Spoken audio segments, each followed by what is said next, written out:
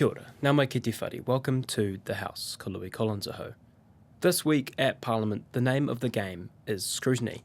Select committees have been busy questioning ministers and officials on their portfolios in relation to their respective estimates as set out in last month's budget.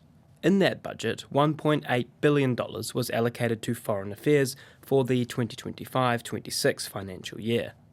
Yesterday, the Foreign Affairs, Defence and Trade Committee was joined by Foreign Affairs Minister Winston Peters and a packed room full of officials for the hearing on those estimates. As I examined the vote for Foreign Affairs, there seems to be offsets of some money has gone from here, now it's put with a focus on there. Are you satisfied then that the budget as it's set out for vote Foreign Affairs will achieve the desired outcomes that you've set with respect to our foreign policy and the role of Foreign Affairs from here into the coming year? Any Minister of Foreign Affairs is satisfied with their budget's not fit for the job. That's a fact, right? We just got to get our country to understand that there's modelling out there, like Singapore, like Ireland, like Croatia, modern Croatia since the fall of communism there, but it's dramatically showing that the investment in foreign affairs, trade, utilities and staff and capacity is a payoff in a big way. That's been very hard to sell inside New Zealand. Convincing the taxpayer that foreign affairs is a worthy investment can be a difficult task. Some critics hold the view that money is being wasted on state dinners, jaunts and foreign aid and should be instead spent domestically on things like health, housing and education. Since he was given the portfolio 18 months ago, Peters has been on about 25 trips as Foreign Minister, mainly to the Pacific. The trips themselves weren't explicitly scrutinised, but they were the subject of a number of questions from MPs around what Peters had learnt on them. I acknowledge the extensive travel and work that you've done in the past 18 months to deliver a good foreign affairs reputation for New Zealand. I'm interested to know your views on how that extensive work has impacted the reputation of New Zealand as a global partner. Our real point is that in so many areas, restraint or economy or modesty of engagement has not been good for us. We just got to go the extra mile and spend the extra time. And also to understand how rapidly the world's changing. And you can do it by Zoom and you can do it by email, you can do it by phone, but there's nothing like the old Pacific way face-to-face.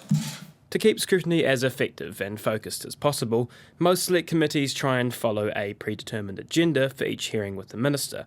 This can also help to prevent a unmoderated gloves-off exchange too. But with an increasingly tense geopolitical arena, MPs were unsurprisingly keen to hear from the minister on matters like the war in Gaza and the geostrategic competition in the Pacific. I noted the decision for New Zealand to attend the upcoming international conference on the two-state solution in New York, which I think is an extremely positive step for us to take. Does that indicate that there is recognition that or there's an understanding that recognising Palestine now could be a useful tool for peace if that were to be done early? Look, across the political divide, this country has agreed in supporting the two-state solution. So that's where we've got unity. On the question you ask, here is the difficulty. This would be an acceptance of a state of affairs that does not exist. I've spoken to the Palestinian Authority, I've spoken to the Egyptians, I've spoken to the Emirates, to Jakarta, and I've spoken to a lot of players in this, and so have my colleagues and so have Foreign Affairs. This would be setting a unique standard, way below that which we've always set. And once having changed our standard, the call on that for a lesser standard will be of a frequency that we need to understand now and say now whether we could accept that now, and rather than just make this a unique case, because it will have ramifications. We have always said it's not a question of if, it's when. But how do we establish who is to be that authority? Digressions into more general geopolitical talk were for the most part welcome, but occasionally the chair had to intervene. But you wouldn't prohibit... Sorry, Mr Abel, the questions do have to have a link to the Well, I appropriation. don't mind this argument, if that's... No, he mentioned Indonesia if I was... Yes. picking up Oh, that. you're suggesting In that terms of I, the appropriations, that I it's where imperil my it's country's on that reputation by advocating the right for somebody or some country's staff flying 2 or 3 flags?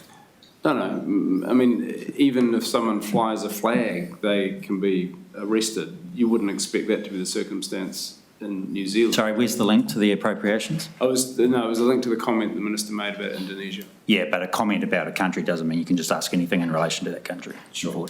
With the exception of an occasional on-brand quip in some of the exchanges with the opposition, the calmness of Peters in defending his approach to the role was palpable. In a week where other ministers may have felt like they were sitting in front of a room of vexatious interrogators, in yesterday's hearing, MPs across the aisle were no doubt investigative, but also at times congratulatory of Peters, now in his 3rd stint as Foreign Minister.